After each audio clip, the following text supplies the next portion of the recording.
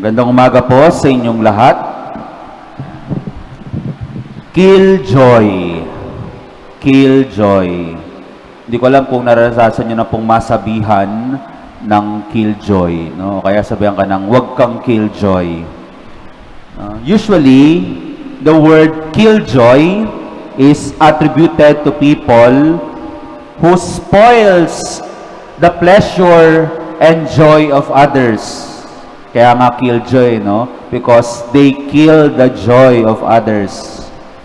Usually, these people speak or act in contrary to what others or the majority are saying or doing. Madalas sila lang yung kakaiba. No?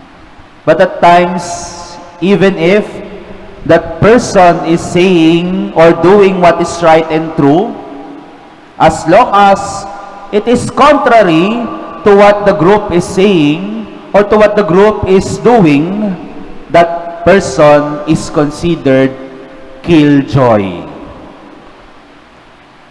Killjoy.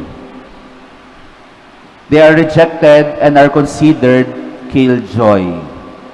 Well, these people reject because it is contrary to what they believe in. It is contrary to what they want to see and hear. Killjoy. Well, it is the same thing that Saint Stephen and Jesus experienced in our readings today. Saint Stephen was rejected and persecuted for telling the truth. Telling the truth to these people who are stiff-necked, who always oppose the Holy Spirit of truth. Kahit sinasabi niya yung totoo, nagagalit at naiinis itong mga tao. Actually, in our first reading, it is mentioned that there is this obvious manifestation of their rejection. It is mentioned that they covered their ears. No? They covered their ears.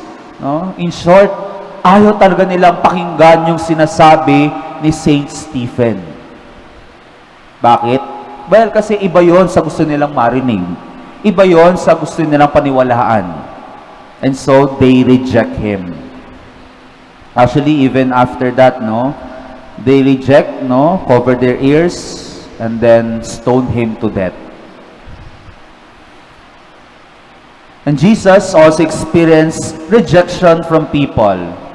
People who only wish for earthly manna, earthly bread. But when He offers Himself as the true bread that gives eternal life, they also rejected Him.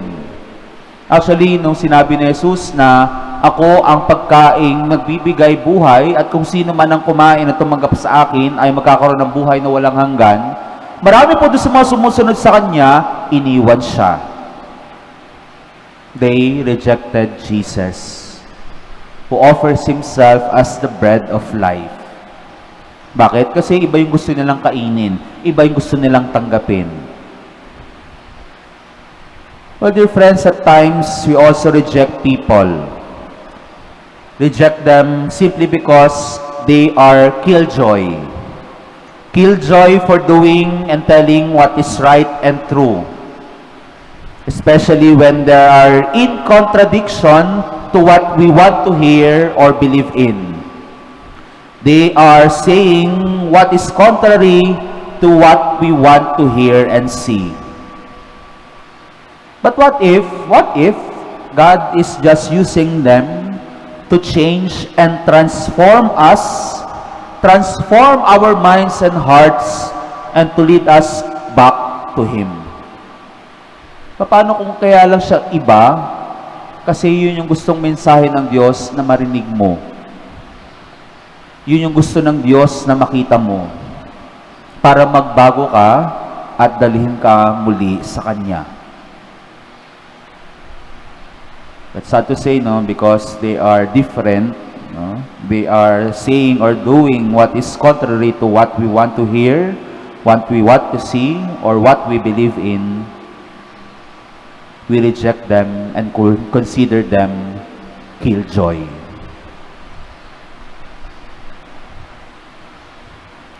Well, dear friends, at times when they are different to us or against the majority, it doesn't mean that they are wrong.